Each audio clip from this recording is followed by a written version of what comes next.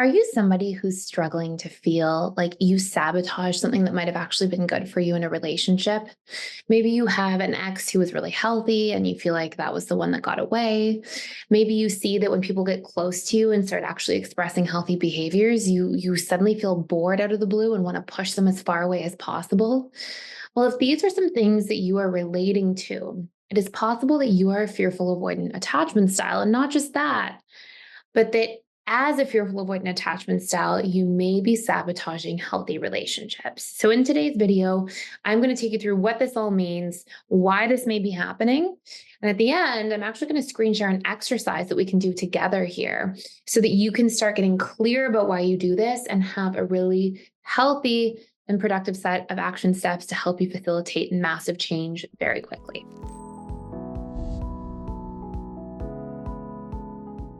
If you are new here, my name is Thais.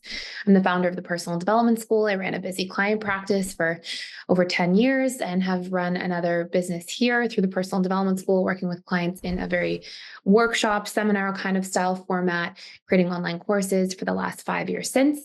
And absolutely love sharing stuff. I'm really honored to be able to share any of this information with you here today. And yeah, I hope you enjoy this channel. So, first and foremost, the fearful avoidant attachment style is the hot and cold partner in relationships. So the person who constantly kind of feels like they're shifting or flip-flopping between wanting closeness, and then when closeness really comes, they seem to kind of push it away. And it's because they learn from their childhood experiences that love has both really good parts to it and really painful parts to it. An example would be having an alcoholic parent where maybe this person can be really loving when they're not struggling with their sobriety and really kind when they're in a good place. But maybe when they're drinking alcohol, they can become really cruel or mean or critical or just unpredictable. And so there's these times where you really want love and connection and you miss and yearn for that parent who can be really kind. And there's other times you're scared of closeness. And this creates a lot of conditioning at the subconscious level. I'm actually going to show you a little diagram here as we go through these slides together. So I want you to imagine here that you are in this position where you are the fearful avoidant attachment style. And maybe you even see this sort of idea here of a brain, right? And you see this sort of part of your mind sticking up above the surface. Well, that part or tip of the iceberg, if you've seen it in the Freudian representation of the iceberg diagram, you'll see that your conscious mind is responsible for roughly 3 to 5% of your beliefs, your thoughts, your emotions, your actions, and your subconscious and unconscious collectively are responsible for 95 to 97%.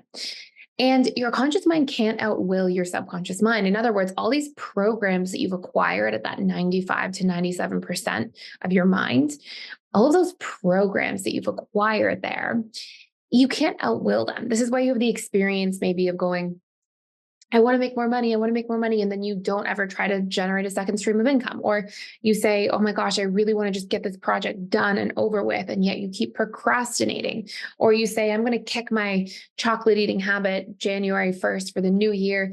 And then by January 4th, you're back to eating chocolate. It's because your conscious mind can set up these ideas and intentions, but your subconscious mind is running the show and it will pull you back into your patterns. But we can reprogram or recondition our patterns. And we're not going to talk too much about that today, but we are going to touch on it at a high level with our exercise. So first, you have to understand that difference between your conscious and subconscious mind. Your conscious mind is like your logical thinking self. Your subconscious is your autopilot habited self.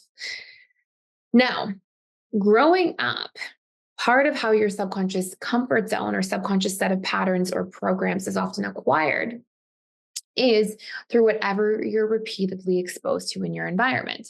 As an example, as a fearful avoidant attachment style, one of the things that you can pretty much guarantee is that you're used to chaos. In fact, you may even find that you are so used to chaos that things that seem too healthy or too simple don't really fit your interests. This would be because of something here called your subconscious comfort zone. Now, another thing you want to understand about your subconscious mind is that your subconscious mind is very survival oriented. Okay. It basically just thinks that whatever you've been doing this whole time because you've been surviving, it must be working. So it equates this familiarity to survival and safety. And so what happens here is that if you are somebody who grew up in chaos over and over and over again, your conscious mind may be able to logically look at the chaos and go, this isn't very healthy, but your subconscious mind will yearn for it. Your patterned self will keep making decisions along those same lines because it says, well, this is familiar. And so it must be safe. It's been working for us. And something else that you really want to note in here is because fearful avoidants often grow up walking on eggshells or chaos. Maybe they have a parent who's that alcoholic and they're kind of unpredictable, or maybe they have another parent who is struggling with their mental health and they're really unpredictable, or maybe there's a bad divorce and there's lots of fighting.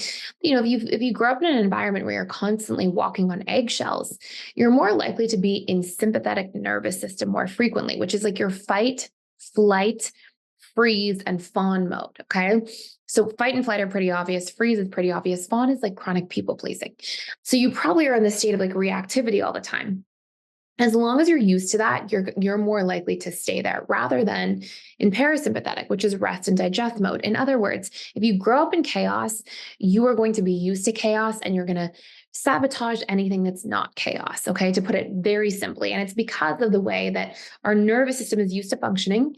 And it's because of the way that our subconscious mind wants to hold on to what's familiar because it sees the uncertainty of the non-familiar as a potential threat to survival. Okay, so hopefully you understand all of that part so far. Now, we're going to talk about how to actually do something about this. So I want you to start. And if you look here at point 1, I want you just to start and try to ask yourself a question, which is, what are your stories about safety? Okay. Now I'm actually going to do this exercise with you based on other experiences I've often seen from fearful avoidance. So some common ones are things like, if things are too safe, I will feel bored. Okay. Another story that I've often seen is, if I am too safe or predictable, the other person will get bored and leave. Another set of stories, right, is, and it can be this idea that relationships need constant novelty to be exciting. And, I've often seen a pattern for fearful avoidant attachment styles where they will essentially like try to make every date the best date ever. Everything has to be on at sort of this peak all the time. And you can almost see that like pressure of sympathetic nervous system in those patterns, right? Because we're not always going to have the best date ever, the best time ever. It's great to have a lot of those and to put meaningful effort into making things go well. But it's part of being loved unconditionally is being in a space where you can, have a t-shirt on and just be hanging out and not have the best time ever and just kind of spend time with somebody in your regular everyday self, right? Like to not have this constant pressure of everything being perfect all the time. So I want you to ask yourself what your stories about safety are. Sometimes we can have stories too that are like, well, I am unsafe, constantly just feeling unsafe in general, or feeling like I can't trust people enough to feel safe emotionally, right? Is a big one for fearful avoidance. I can't trust people enough to feel emotionally safe, right? So I want you to just keep track of these different stories that are coming up for you. There's really endless stories, right? You might say that safety is boring. And there can be this idea that like novelty or excitement and safety are mutually exclusive things. In other words, like they're opposites, like they don't go together. And that's not true either. So I want you to try to look at some of these different components in here. Now, I want you to ask yourself the next question, and this is where we may see some of this subconscious mind self-sabotage, which is, how do you behave when you're around people who make you feel emotionally safe? And you may see that I push them away. I shut them down. I don't engage for long, right? So try to notice what kind of components show up for you there in regards to how you behave when people are showing up emotionally safe. A lot of fearful avoidant attachment styles end up finding themselves pushing away emotionally safe partners or people who are securely attached, feeling bored or feeling like kind of restless around them. And again, this would be representative of your subconscious comfort zone. okay, where you are used to the chaos. And so you're rejecting anything other than chaos. Now, what does this tell you about yourself? Well, this tells you essentially, quite honestly, that until you actually, I can't stress this enough, until you actually put yourself in a position where you change your subconscious comfort zone in the relationship to yourself, you will keep sabotaging healthy things from your own life. Okay. So until you get out of this chronic, unsafe dynamic of being in sympathetic nervous system, fighting, flighting, freezing, fawning, until you change those dynamics within the relationship to yourself, you're going to feel stuck. So I just wanted to come big screen to highlight that for a second. So the next part becomes, how do you keep your subconscious comfort zone alive by acting unsafely in the relationship to yourself? Here's the thing you need to know. If you weren't doing these things to yourself, keeping yourself unsafe because it was comfortable and familiar, you wouldn't still have that subconscious comfort zone. Okay. It wouldn't be what's familiar. So if you felt unsafe all the way back in childhood, and now you see yourself in a dynamic where you're constantly feeling the sense of unsafety as an adult, you have to ask yourself, okay, if I'm in my 30s, for example, and I had this experience in childhood, how is that with me all this time later? Well, for your patterns to stay alive, you are always feeding them on autopilot because neural pathways atrophy over time, kind of like muscles. If we don't work out our muscles, the biceps shrink or whatever muscle that you're working out shrink. They atrophy. And the same thing happens with neural pathways. If we're not refeeding them, if we're not refiring them regularly, they wouldn't stay preserved for so long, which means by default, you must be keeping your subconscious comfort zone alive of keeping yourself feeling unsafe. Otherwise, you wouldn't sabotage healthy relationships. So I want you to look, okay? Maybe you find yourself in a position where you constantly tell yourself all of the things that can go wrong. Maybe you instead are chronically suspicious. Let's say I am chronically suspicious, for example.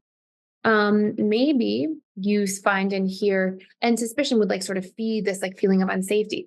Maybe instead you find I constantly, these are like really common fearful avoidant examples. I constantly people please, which keeps me in fawning mode, AKA sympathetic nervous system. Maybe instead you find that I am defending myself very strongly all the time, which makes me kind of feel like I'm in fight mode, right? Instead of being able to let things go and practice doing that. You may find lots of examples in here, right? You may find that you keep the subconscious comfort zone of being in sympathetic nervous system alive by freezing too often and avoiding things like paying your bills, and then you have to deal with them later, and then it causes this flight mode, this stress mode to come online. So I want you to really look at how you are keeping yourself unsafe, because if that weren't your comfort zone, you wouldn't sabotage healthy relationships. And last but not least, we'll get into a habit to create change, but I will say that you can also reprogram not just your comfort zone, but your actual attachment style to become securely attached, which will definitely also make sure that you're not sabotaging healthy relationships. And if you want to check out a course fully for free, that's a lot more in depth than this video, with worksheets and workbooks and all of that kind of stuff, you can click the link below to check out the course fully for free for a limited time. Now, what we're going to now pick here is a habit to create change. Habits don't just get born. They have to be fired and wired through repetition plus emotion. This is part of what creates programming. That's what fires and wires neural pathways in general. So what you want to do here is, if you find yourself constantly being in a position where you're fawning, for example, people pleasing, you may pick a habit to create change to be that I will set one boundary each day. So you'll actually practice that. And through repetition and creating that emotional response of like relief because you set the boundary, empowerment because you are finding your assertiveness in a healthy way again, what's going to end up taking place is the repetition and emotion of that will create a new habit. And now what you've done is wipe out this part here. I constantly am people pleasing every day. So you're actually changing your subconscious comfort zone by changing your habits and your behaviors in the relationship to yourself, but they have to be repetitively over time, because that's what creates new programming. So these are some really important places to start. As I mentioned, if you want to do a deeper dive into this, if this was a little bit too much for you in terms of just the How do I create the new habits? What do I do next?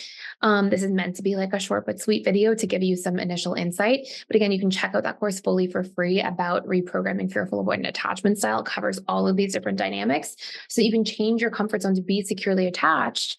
And this is going to be what allows you to also want to invest in more secure relationship dynamics. So I hope this makes sense. I hope you enjoyed this. That's it for today. I am going to be putting out pretty much a daily exercise for the next little while here on YouTube. So if you don't want to miss any, please subscribe to the channel, like, share, any of that if you feel inclined to do so. And thank you for stopping by. Thank you for watching, and I'll see you in future videos.